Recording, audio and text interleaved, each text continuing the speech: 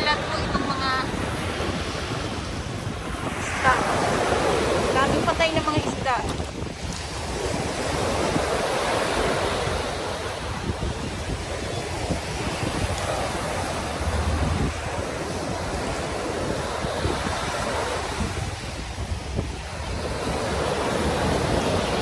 Ito pa oh. Ayan na po.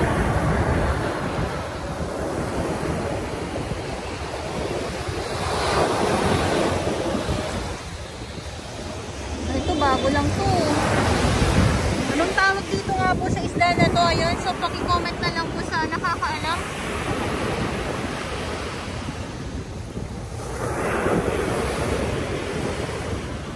Bagong bago. Ngayon siguro yan. Gawa ng nga po ay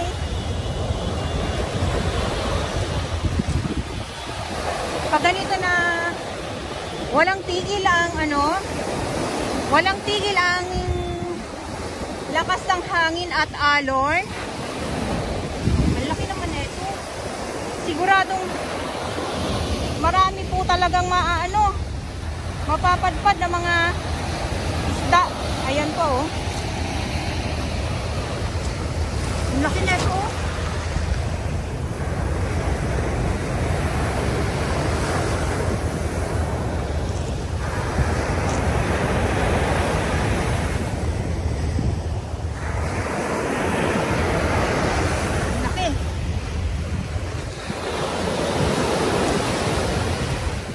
Sayang naman kasi bakit ba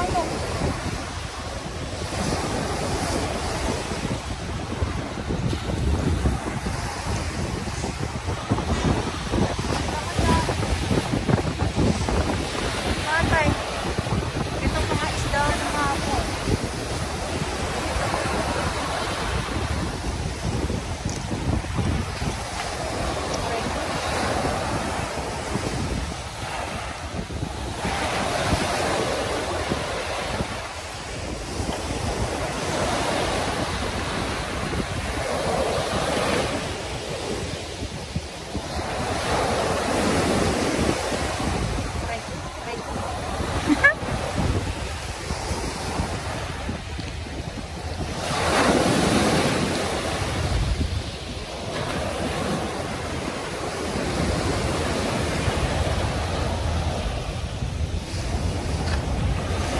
Yan, mga na yan, mga kalat po yan.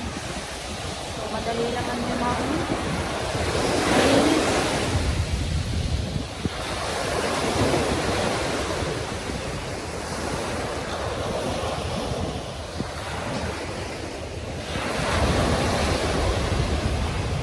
Ayan, so dito ang mas set na yan. Nagtutungkupan. Ay, ito po. Ayan.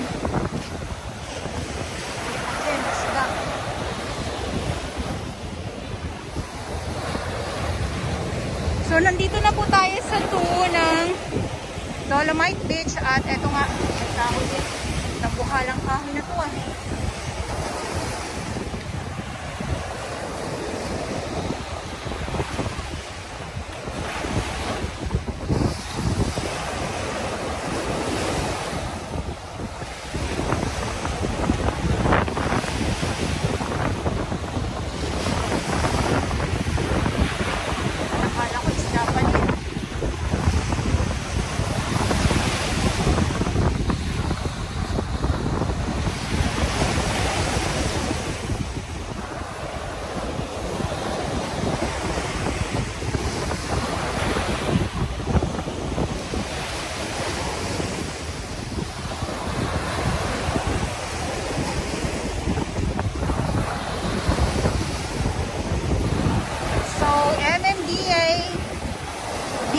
Mandaragat, doon sa Yacht Club, Estero Rangers ng DNR. So sila yung mga warriors ng Manila Baywalk na araw-araw ay nandito po, umulan, uminit, umagyo. So nandito na tayo sa may sa may 500 meters ng Dolomite Beach po. At sa ating dinaanan ay meron tayong mga nakitang mga isda.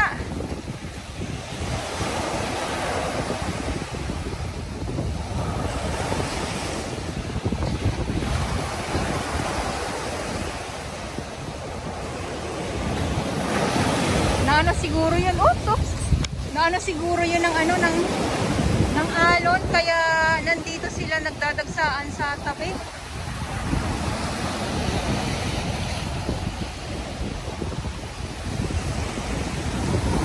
Okay. Ayan ay dito sa kabila, dyan sa harap, ayan yung gray sand po.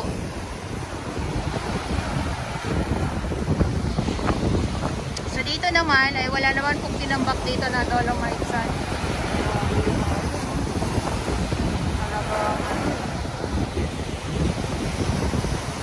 Talagang nananaig ang ang lakas ng alon.